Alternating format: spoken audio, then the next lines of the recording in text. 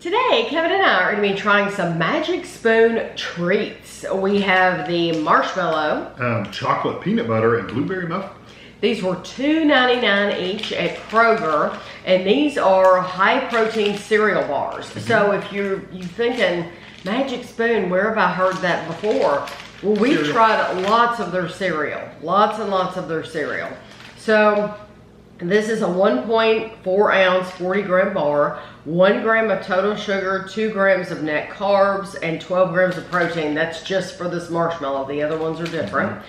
High protein cereal bar, not a low calorie food, it says. It is 140 calories for the whole bar, which I still. Now, how much is your Rice Krispie treats? 80. I buy the small ones. Oh, I thought you bought a normal size. No, they're normal. Yeah, they're just regular. They're like 80 or 90. Yeah, they're not the small ones. They're not the minis. No, yeah. I agree. Yeah, they have a big one though. Yeah, no, but you're buying. I'm buying the regular size. Kevin's buying a regular size. I think they're like 80 or 90. Maybe they're 90. Okay, so this is 140 calories, but you're supposed to be getting the 12 grams of protein in it. So it says the high protein, keto friendly, gluten free, grain free, wheat free, naturally flavored, totally delicious childlike treats for grown ups. 17 grams of carbs, minus 9 grams of fiber, minus 9 grams of allulose, minus 1 gram of glycerin equals 2 grams of net carbs. That's why I don't do keto. Too much. Well, most of the time they put them on their package, so. Well, I like to just count calories. It's just easier. Easy. The reason she compared them to a Rice Krispie treat is they kind of feel like a Rice Krispie treat, but they look more like a cereal bar. No, that's questionable smells. Oh, I don't know. Well, just what I got from when you open the package. Oh no, it smells fine.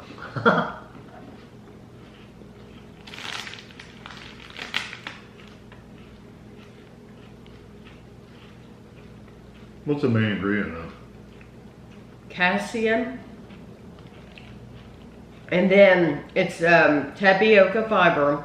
Allulose is what they use for sweetener. I'm wondering if that's puffed rice. What is that cereal-like stuff? Does it say? No.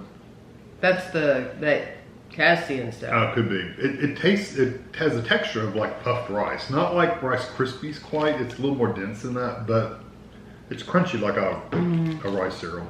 It's an okay flavor. I don't mind it. It honestly, it tastes very artificial. It tastes nothing like Marshmallow. It's not a bad flavor. I wouldn't want you to think that. But it does taste like something you shouldn't be eating. Which is funny enough.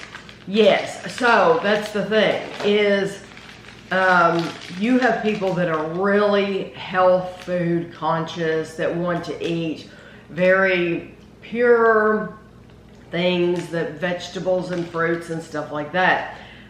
I cannot imagine those people buying this because the flavor is not going to be anything like what they're used to in their real food, because it tastes, even though it's not bad, it tastes very artificial. Yeah, there's no artificial flavors in here though. No, to me, it just tastes, well, if you think about Marshmallows, is a very specific flavor, and unless they actually use marshmallow in there, which they did not, it's hard to reproduce that flavor. Yes, so it's a sweet flavor. It's a sweet artificial flavor.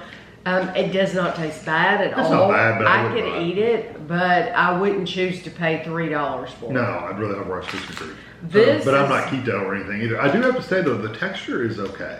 It's not that chunky paper towel kind of texture. Right. It's nothing like that. It actually has a nice texture. Yes. This is the chocolate peanut butter, 1 gram of total sugar, 2 grams of net carbs, 12 grams of protein, 140 calories. So make sure. Yeah. So they're like dipped. Okay. This one's kind of falling apart. That might be too big, I don't know. Well, it's just falling apart. It's definitely held together a little looser than the Marshmallow one was.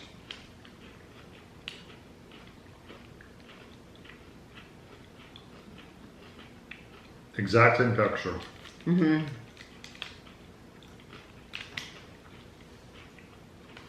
I see where they're going. Yeah, there's a little bit of a peanut butter flavor. Mm-hmm. It does. The chocolate has a, it's very dark. It's not like but it's not like dark chocolate. It's almost like to me it has like a raw cocoa kind of chocolate. It's kind of like baking cocoa. It's not that bitter, but it's not incredibly sweet either. Mm-mm. No, I agree. The peanut butter is okay, and the chocolate, like you said, it's not bitter. It's not as bitter as even cocoa. It's a little less bitter than that. It's just a slight chocolate flavor. I don't mind that. It's at least that one's. It's not quite as sweet seeming as the first one, but it's fine. One thing I've noticed about the texture now that I've eaten a second one is the like a Rice Krispie treat. You're eating it and it kind of breaks down pretty quickly. Right. This one, when you're chewing it, you chew a lot more. Like it doesn't go away. But it falls apart real easy. You saw how easy it fell apart. It does, but when you're chewing the little like the Krispies, they just don't like break apart as easy. They stay kind of clumped up, and you have to really work at it to get rid of them. This is the blueberry muffin. 1 gram of total sugar, 3 grams of net carbs, 12 grams of protein, and 140 calories. What I'm wondering is, you buy the regular Rice Krispie treats in the box because of convenience. It's convenient. And it's pretty decently low calorie. And they're not expensive, Rice Krispie treats. So I'm wondering, these people that would probably be eating these. I would think this is keto though. It is. Yeah. But mine are not keto. I know. But if you're, this is where I'm going with this though. If you're buying those big tubs of protein from like the Vitamin Shop and places like that, could you make your own with theirs? I'm wondering if it would be cheaper to buy a box of Magic Spoon cereal and crush it up and make your own, or buy these. I don't know, because the cereal's like $8 a box. Their cereal's very expensive. And how would you hold it together? Because you can't put marshmallow in it. That's true. So ultimately, it's going to be cheaper to do this. Probably be easier. This smells really good. It smells like blueberry.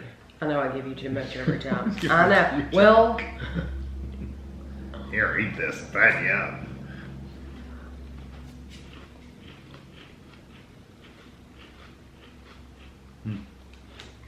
100% blueberry. Mm-hmm.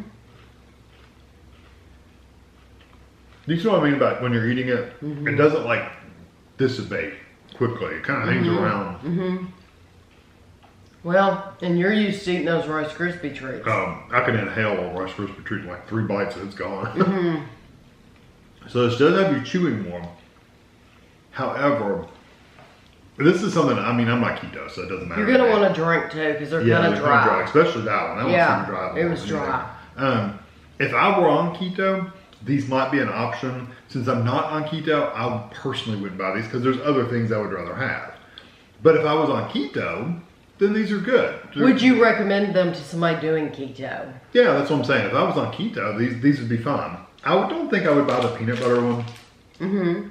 I might buy the marshmallow and the blueberry, but I don't think I'd buy the peanut butter one. The blueberry, I like the blueberry. I like the amount of flavor. It tastes like you're eating blueberry cereal. Yeah. So it doesn't taste like blueberry cake or muffin or whatever, but it does have that level. It's a strong blueberry, just like a blueberry cereal. Okay.